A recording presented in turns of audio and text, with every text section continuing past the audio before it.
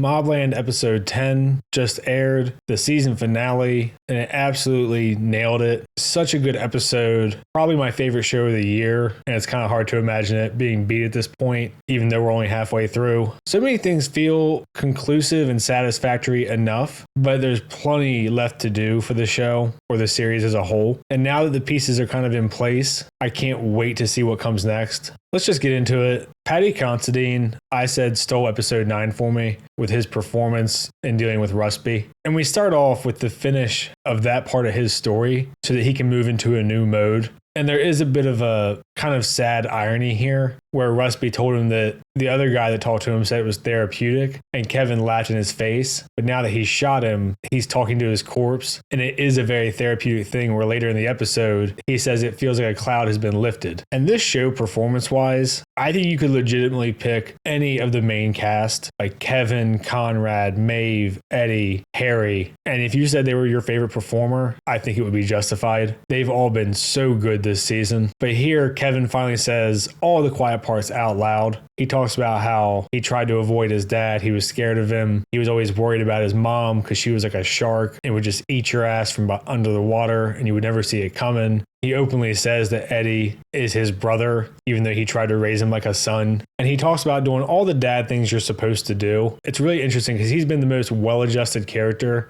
the whole season. And kind of the explanation that you're getting for this transformation is that after the abuse that he suffered in prison, and he talks about getting a sloppy seconds from his dad for his wife, and kind of just eating shit his whole life, now that this part of him has been awakened and he feels like the weight has been lifted, he's gotten closure on it, now he can be who he wants to be, which is the head of the Harrigan Empire. And the way that he just turns it on here to go from traumatized and upset to I'm about to do some shit fucking gangster mode is awesome. And I love the way that he finishes up this little diatribe where he says, May just wanted to create the biggest monster to protect her. Do you want to guess who it is? And then he says, I'll give you a hint. You helped make him, obviously referring to himself. And we kind of get a little preview of that this episode of him accepting who he's going to be now and washing his hands of Eddie and all the bullshit. And it's so good to see. And the song The Beast in Me plays by Johnny Cash, where we get a little montage, kind of just fast forwarding through shit we've seen before. Harry, Kiko, and Zosia disposing of the body for Kevin, Conrad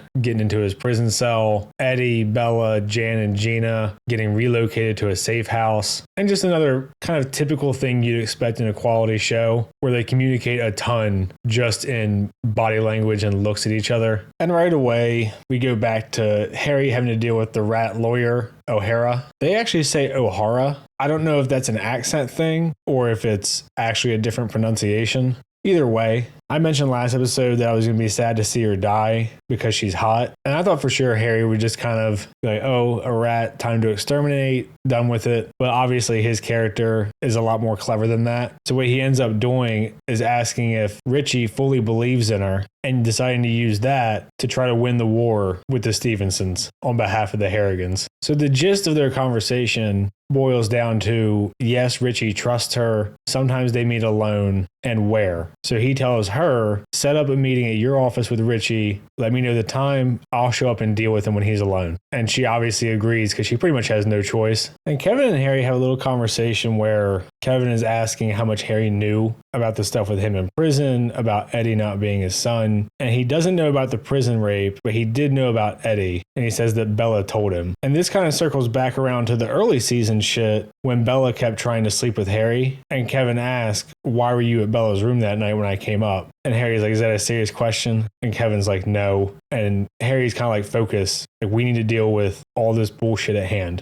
And you could take that as Harry kind of dodging the answer, or you could take it as him being kind of offended that Kevin would even ask. And those two are got each other's back no matter what type of friends. I think the latter, just because of everything that follows. And it seems like the way this episode ends, it might be kind of a 3-faction war with Harry and Kevin being one of the factions. So Kevin says that he needs an hour to himself. And we get a quick little cut of text where Maeve is texting Eddie to come to her prison so that they can talk. And Maeve is fucking wild with the level of her ruthlessness and sort of Machiavellian activities. Just in general, general, but in this episode in particular. And what Kevin needed the hour for was to go talk to Conrad now that he's decided who he's going to be going forward and let him know what's up. And he kind of throws it in his face that he didn't know that O'Hara was the rat and pretty much that he's losing his edge. And this kind of circles back also to the conversation where Conrad had with Harry, and he said, you know, if you do decide to turn on me, it won't be because you're disloyal. Essentially meaning if ever he loses touch, if he's weak, he's fair game also, because that's the type of world they live in. And Pierce Brosnan and Paddy Considine both just fucking nail this scene where it starts off and you're like, oh, Kevin's just kind of updating Conrad. Conrad thinks, no big deal, I'll be out in a bit. And then Kevin starts with the thing about the rat and then moves into his personal shit about how he dealt with the guy that raped him. But he's like, you know, he wasn't the problem, you were. Like, what the fuck happened to make you the way that you are, that you treated me the way that you have? And I love that Kevin is just outright like, you're the one who fucked me up. And at this point, Conrad realizes the turn the conversation's taken. And he's like, oh, so now you're making your play. And he just does condescending prick so good. And it devolves into indignation. And it's fucking awesome. It's such a natural progression of emotions through the scene. So well executed. And Conrad just goes off on him about how his name is Harrigan and he should be proud and not whining like a little bitch, essentially. And you can see on the screen how furious Conrad is.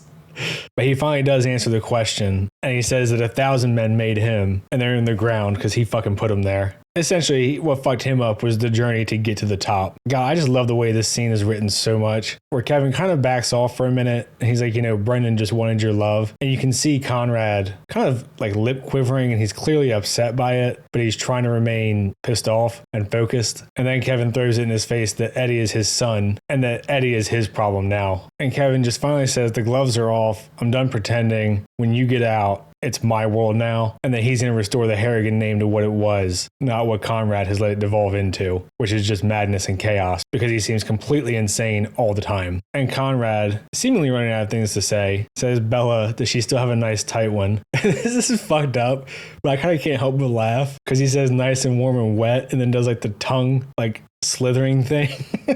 He really is just crazy as shit this whole show. But it's such a nice little character thing to see Kevin remain calm. Because he's been kind of twitchy all season, going all the way back to episode like 1, if you remember, when he finds out about Eddie hanging out with Tommy and all that shit. And here he just responds, really cool, Conrad, that's why you're done, because you don't know who you're fucking talking to. And the expression on Kevin's face is so good throughout this. You can tell he's trying to hold back anger, but he also almost looks like he pities him for what he's become and what he's about to do. And he calls him fucking pathetic and just says, I had some shit to take care of, and you'll see when you come out, because it's gonna be a different world. And obviously, if you've seen the episode, you know the Harrigan-Stevenson war will be over by the time Conrad gets out. And he kind of leaves him with a little, when you come out, it'll be in my world, and in my world, people pay for everything. And then he emphasizes again, everything. And he's just fucking staring at him. Again, I just cannot fucking wait for next season. And we get a quick little scene where Gina's asking Bella if Eddie's actually crazy. And she says that she doesn't know anymore, but he used to be a sweet boy until Maeve got a hold of him at 12 or 13. So I can't tell if they're hinting at some sort of sexual interaction because they all know it's Conrad's son, which would make him Maeve's stepson. And there's a conversation later in this episode that plays into that. Or just that's when she started using him to kind of teach him the ways that she wanted him to behave. And Anson Boone has also been doing a great job, even though I fucking hate Eddie this entire season. But when he talks to Maeve, Maeve is like, O'Hara's the rat, Harry's in on it with her, so is Serafina. It's a fucking coup. You need to kill Harry and Serafina.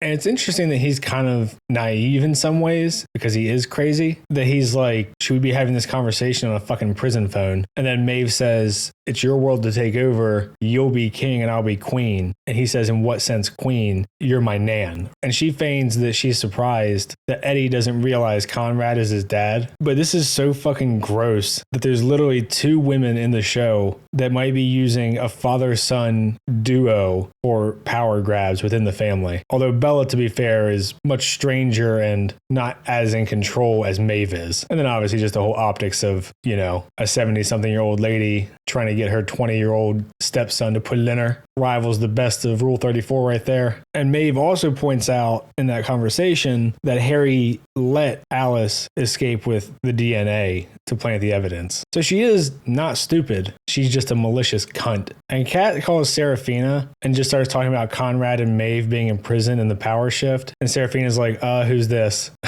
And they just kind of do their introductions, get to know each other. And they've arranged, I guess, for next season to meet up for some kind of lunch or dinner to get together, which is, again, going to be pretty significant later because I think Kat and Serafina will be a faction next year. Alice is getting her pay from Tattersall. And as soon as you see him under the bridge, if you've seen competently made movies before, you know she's fucked. Tattersall says, good job, gives a little bit of a speech about irony, gives her a bag of money, and then says, there's only 2 people in the world who know about the evidence that you planted, and that's one too many. And then she gets chloroformed as Tattersall gets out and sings the song Ironic to himself. The song is by Alanis Morissette, if you somehow haven't heard of it. And this whole next part is great. This is kind of your climax for the season, where Harry and Richie and O'Hara are all trying to play off each other. And of course, unsurprisingly, Harry's the smartest and most ruthless. So O'Hara, the lawyer, tells Richie Harry called her out. This is what he's planning, and this is what we heard were the plans for them to meet at her office. She knows about the safe house, tells Richie about that. So he moves his men out to the safe house and to the office so they can take care of Harry once and for all and deal with the Harrigans as well, who are right now in prison, which is where Richie wanted them. And this right here is why men can't interact with hot chicks. She tells Richie she knows who's smarter and she knows who's going to win this war, and she wants to prove her trust to him. So Richie makes her call Harry. Harry does kind of the same line of questioning as Richie and then says, okay, I'll take care of it. And this gives Richie the green light to call his men to ambush the ambushers.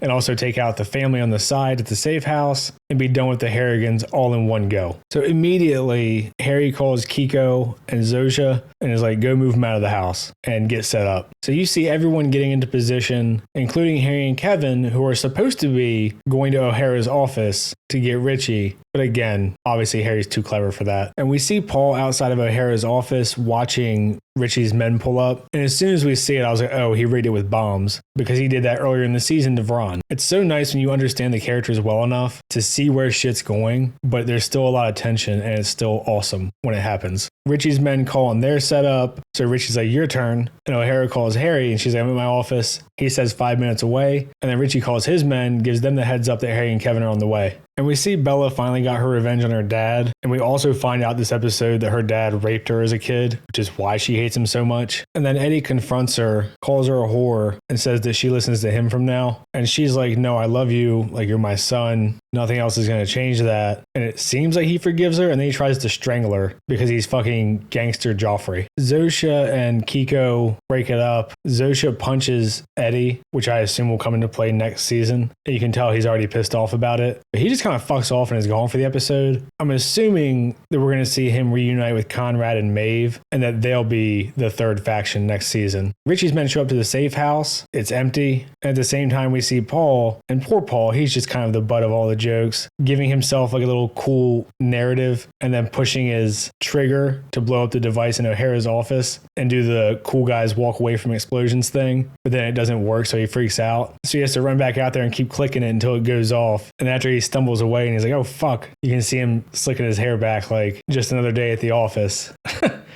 A nice little moment of levity in a pretty heavy episode, but one of Richie's groups is dealt with. Now we just have the one at the safe house. O'Hara kind of rubs it in Richie's face that she lied to him. We see Richie's other group of men at the safe house get blown up, but as Zosha and Kiko are going around finishing off the job, one of the guys was playing possum and shoots Kiko in the chest. And obviously Zosha takes care of it, but Kiko's dead. And I kind of felt like once you saw his son and wife in personal life, he might be in trouble. And also now that Zosha is the one that punched Eddie, she's around for next season. And then we see Eddie and Kevin come into the Sinful Monkey where Richie is and just quietly take care of fucking business, playing off each other, great teamwork, just wipe everybody out, no problem. And of course, Richie tries to take O'Hara hostage because he has nothing left. And Harry, no hesitation, just puts one right in her chest. And now the rat has been dealt with and the war is won. So Harry maximized her utility. Kevin just straight up executes Richie. And now the Harrigans are back to being the sole power in London. And O'Hara is super surprised, but not for long because Harry finishes off the job. He's made his feelings on loyalty very clear. Maeve and Conrad get a text saying the war is won, I believe from Harry, but it says unknown. And Maeve says that this was all just a test of Kevin, Eddie, and Serafina and Conrad to see if they had the balls and intelligence to take over the Harrigan Empire. And she talks about legacy a lot. She's sort of like a female Tywin Lannister in that regard, except she's way more devious, I would say. Although both the families are just as fucked up, the Lannisters and the Harrigans. And she just compares herself to Mother Nature that puts people through hell, but they still love her and says that's what she is. And Conrad admits that he loves her. And I can't tell if Conrad has multiple plays also. Maeve seems to have whatever eggs she has left at that age split in the Conrad and Eddie baskets. So she seems perfectly fine to just go with whoever's winning, no loyalty whatsoever. And Conrad, I can't tell what other plays he's making because he seems to rely so heavily on Harry, but now Kevin's been introduced. So to me, Harry is still kind of the wild card. And we see Harry was actually recording Alice